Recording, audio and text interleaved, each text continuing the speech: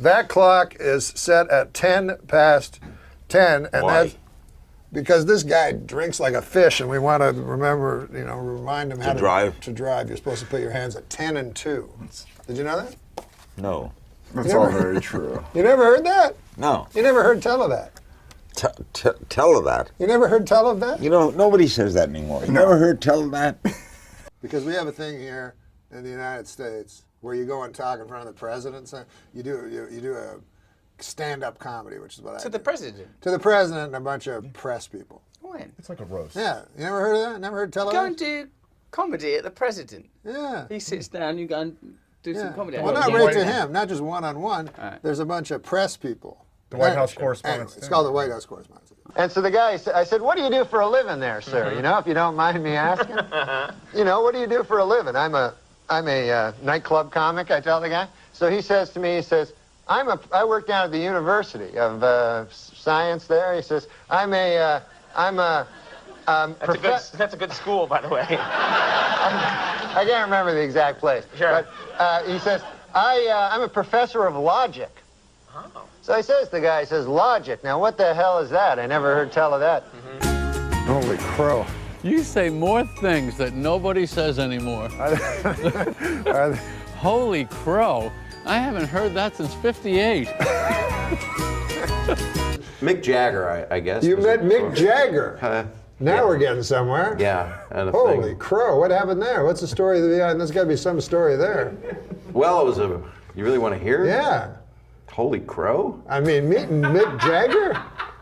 You met Mick Jagger. You met everybody. I've never met Mick Jagger. How would I meet Mick Jagger? On SNL, you met pretty much I was in the years everybody. where they had bad hosts.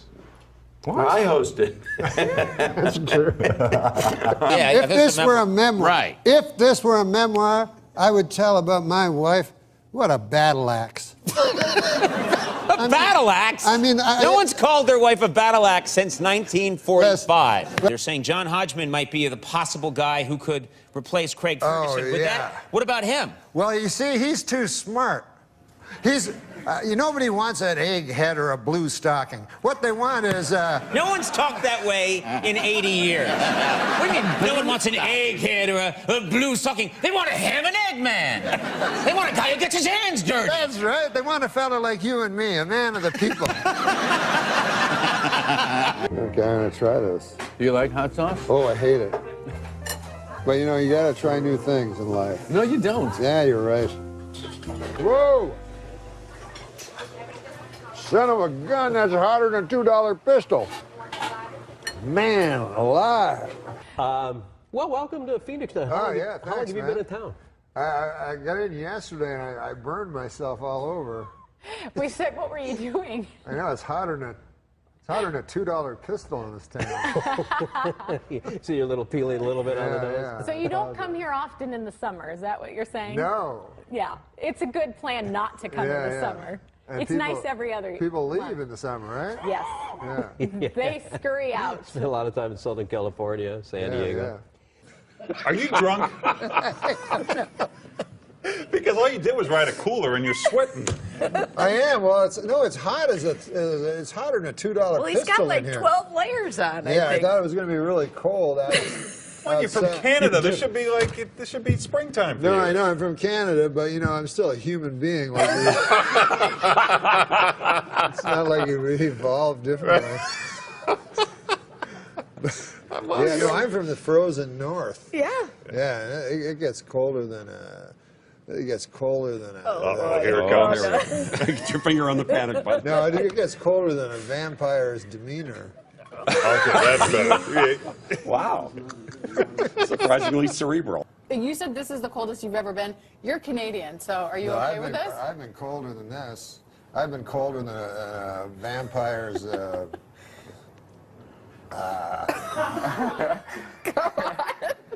on.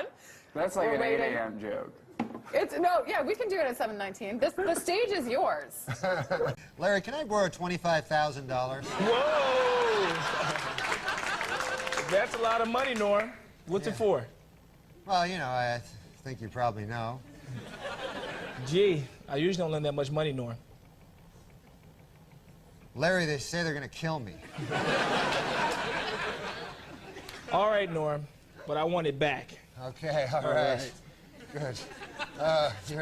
You're a good man, a scholar, and a gentleman. Thank you. You're a good man. Let's do business. That's mighty fine, Harry. Let me tell you something, Harry. It's a pleasure and an honor to do business with a scholar and a gentleman like yourself. Yeah, I'll keep in touch. Well, hello, little lady. Hey, Sid, how are you? Why, I couldn't be better. I just broke into the wholesale business. Wow, congratulations. Do you know that my movies will be seen in every hotel in the Eastern Seaboard? Every hotel. Well, perhaps I'm bragging. Every hotel that allows facial cum shots.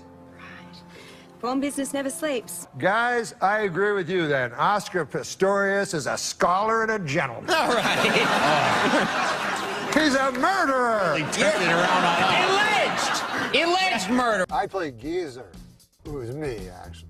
Geezer's just an old chunk of coal that, you know. Thank you for having this old chunk of coal from the Ottawa Valley on your big city program. We are so pleased to have you with us, Norm. But my Merle Haggard was opening for him, you know. Okay. And I'm just an old chunk of coal. And I like Merle. Some of my strongest material comes from real life. Real life? Like, for instance, today I was driving in a car. You were kind enough to bring a car to bring this old chunk of coal here to the studio. We send cars for our guests, yes. Yeah, so I got in it, and I get material that way. So my driver. What do you mean? How do you get material that way? You get in the car, and what happens? My driver tells me a joke. I'm scared now. No, firstly, Conan, I'm thankful for the fine ladies who live. The fine ladies who live across this country and leave pies on their windowsills. So an old chunk of coal like me might have a meal from time to time. Okay. I am going to return to my former sexual lifestyle. Well, yeah, what's that? It's trying to find a lady and convincing her to let me lie down on top of her. That sounds so romantic, the way you describe it. I want to lie down on top of you and take a nap? What do you... I'm just an old chunk of coal that likes the, you know. Old chunk of coal. Yeah. Likes S&M, apparently. No, that's what I was just trying to. I'm getting back to just lying on top of a lady. Okay, all right. How do you feel about a woman? She's supposed to be my life partner. I look in the mirror the other day and I says to her, honey, I look in the mirror and all I see is a fat, ugly old man. And I need you to give me a compliment. She says, all right then. Your eyesight is damn near perfect. I said, you dirty dog. Wait,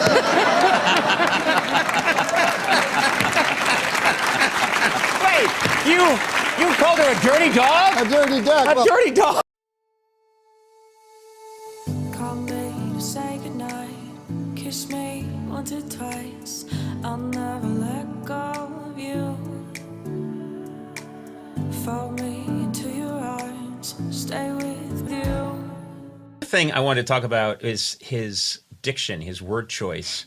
I've always he spoke like someone from the 1920s. He would talk about hobos, and he would say, as my wife, a battle axe. Yeah. He talked in this way that was from a different time. I'm just an old lump of coal, and you thought, where is this coming from? And it didn't feel contrived. It was, and I don't know if it coming from this province in Canada. Yeah, I think it does. I think it does. Because his, people can make up that kind of language and use it. This really came from him, and he would make these choices. Like, I remember one scene he was talking about a dog, a Doberman. And he kept calling it a Doberman. That's right. And you were like, why is he calling a Doberman a Doberman? He was doing it on purpose. He would do little things that would catch your ear. And it's almost like poetry in a way. The way he would deliver and write his sets. Yeah, he had a real facility for the English language. Unbelievable. Really amazing. And then it's about to go down. We're here to stay and run this town. Bring in the heat, bring in the energy. We're the queens of the festival, can't you see? We're the queens of the festival, here to rule the stage, jumping beats and make your body engage. From sunrise to sunset, we're taking it all. The festival queen standing tall. Ooh, yeah, ooh. From dawn till dusk, we command the crowd's gaze. Every beat, every rhyme sets our souls ablaze. With swagger and style, we own this domain. In the realm of music, we reign supreme, no chain. Feel the rhythm pulsating through your veins. Our verses ignite, fire never wane. With each lyric we spit, each move we make, we carve our legacy, leaving jaws to quake. We're the queens of the festival, here to rule the stage. Dropping beats and make your body engage. From sunrise to sunset, we're taking it all. We're the festival queens standing tall. Ooh, I get it. Ooh. No crown needed, our all's the crown jewel in the kingdom of sound. We never play the fool with beats as our scepters and rhymes as our decree. We're the sovereigns of rhythm for all to see. So bow down to the queens as we own the night. In the kingdom of music, we're the guiding light. From the first note to the last, we'll always be the festival queens, forever wild and free. It all felt very spontaneous, but as I spoke to Robert Smigel, who was the original head writer on the late night show, but more importantly, Triumph the Insult Comic Dog. Yeah, he refers to himself as Triumph the Insult. That's what it says on his. When he gets pulled over for speeding, it says on his driver's license, Insult Comic Dog, Triumph. Weight 8 inches. But he said he saw him perform somewhere, and I don't know where. But he said Norm went on a run, and it was hilarious. And he went up to Norm and said, "That was amazing, that run you went on in the moment." And he said, "That wasn't in the moment. That was completely crafted. Every single word of it was written out." I'll tell you something else too, which he was a craftsman. Yeah, he was a craftsman,